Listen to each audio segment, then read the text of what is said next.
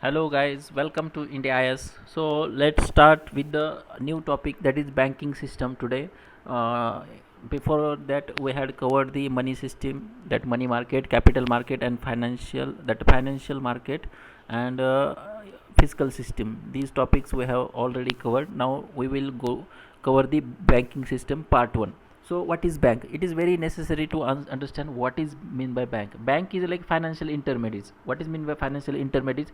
Means like it act as intermediaries between saver, means like who deposit their money in the banks, and the borrowers, me who takes or who take loan from the bank. So bank act as an intermediary.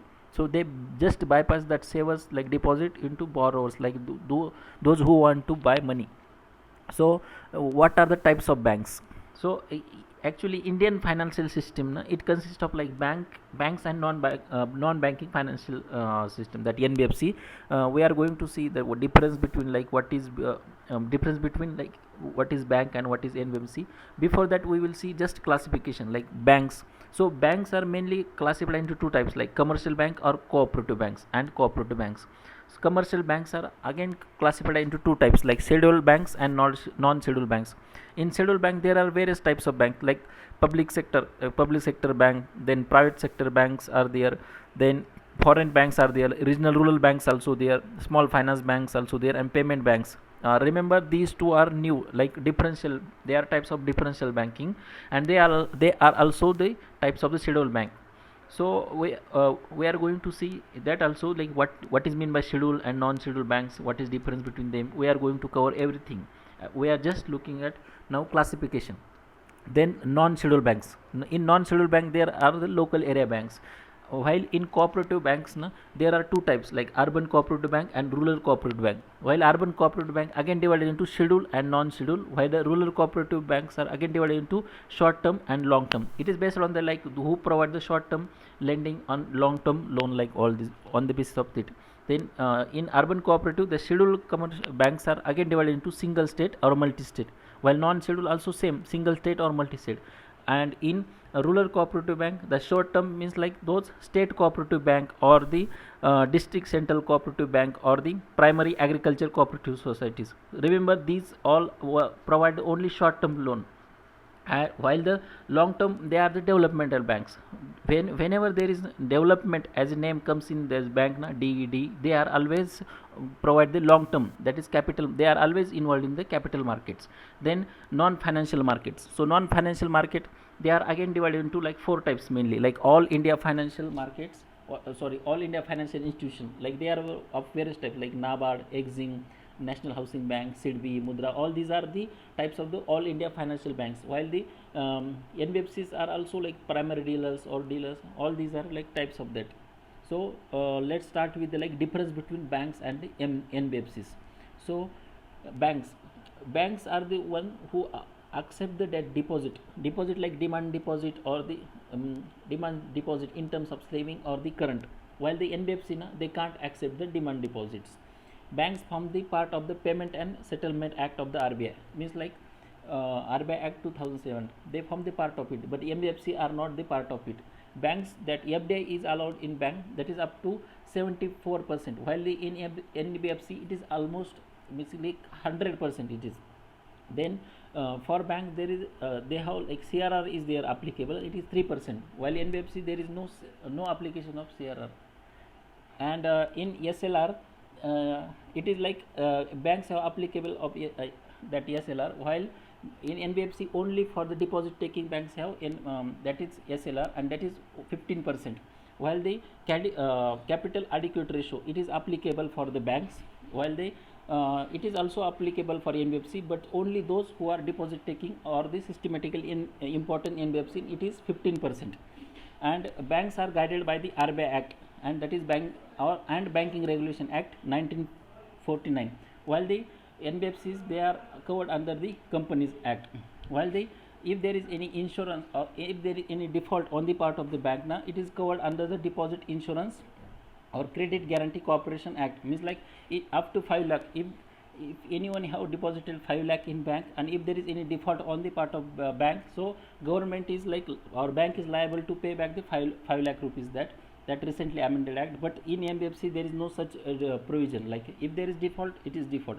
Then we will see that difference between commercial bank and the cooperative banks. Like commercial banks now, they are subjected to SLR and CRR, while the cooperative bank also subjected to SLR and CRR. Then commercial banks, they are of profit motive, means like they are always involved in profit motive. There is no like social service or like that. But cooperative banks, there is no such a profit, or they are not working in like profit motive. Then commercial banks na, they are like whoever the consumers na and owners, they are of different for commercial banks, while the cooperative bank na, they are owned by the consumers and follow the cooperative principles, that is one person one vote, like that cooperative bank. While the commercial banks na, they are registered under the RBI Act 1934, while the cooperative bank registered under the Cooperative Societies Act 1912.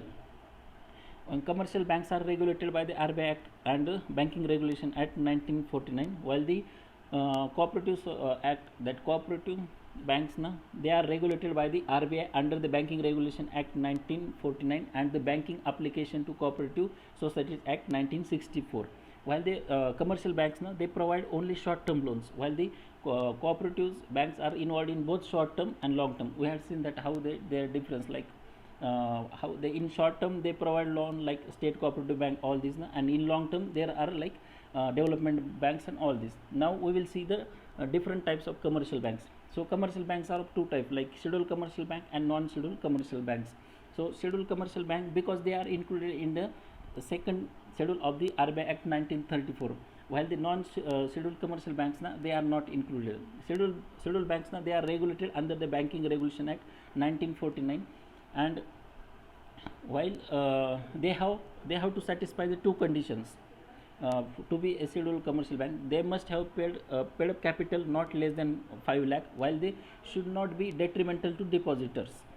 And scheduled commercial bank, because they are in they are registered under scheduled banks na, so they enjoy two benefits, like mainly because they get assistance from RBI for if there is any financial emergency or this, and but they have to fulfill some conditions, like they have to maintain some reserve as stated by the RBI. Then scheduled commercial banks, they are of like scheduled commercial banks and scheduled cooperative banks. Like scheduled banks are of like two types also, scheduled commercial bank and scheduled, means in cooperative also there are some banks who are the scheduled banks, like that.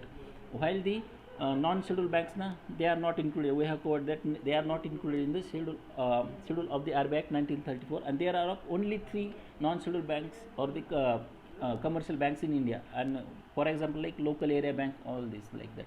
Then what is shadow banking? We will see what is meant by shadow. Many times you must have heard the word what shadow banking. So shadow banking means like it is a financial institution which performs the function like a banks, that is they can raise the deposit, they float the bonds, they involved in equity market, they lend to the investors and consumers also, but they are not covered under the stringent regulation of the Banking Act. Like for example like mutual funds, housing finance bodies, investment body, banks, all these are involved in the banking financial activities, but they are not strictly regulated by the banks. That's why they called as a shadow banks, because of their lacks of the conduct. They are like they are not strictly regulated na, just we have seen.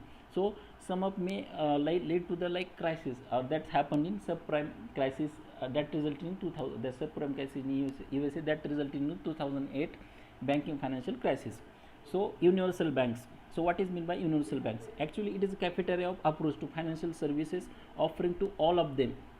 Those who are universal banks na, they provide all type of services, like all type of service to all consumers, like retail, wholesale, like investment banking, insurance, all these, and they all under the one roof, and they provide all service under the one roof. That's why they called as a universal bank, means like only one bank providing the all services, like they are combination of commercial banks and investment banks, all this. While in India all commercial banks in India are the universal banks, because they provide all type of services.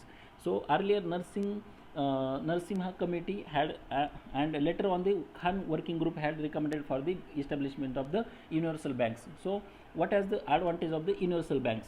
So if there is universal bank now, there is better use of human resources, financial and institutional resources, because the same bank providing various type of resources or facilities like saving, then insurance, all investment, all these saving, insurance, all these under the one roof, and they utilize the human resources all this efficiently, while the some are concerns also there, because their regulatory norms are not, their regulatory norms are not so strict for the non-banking financial activities.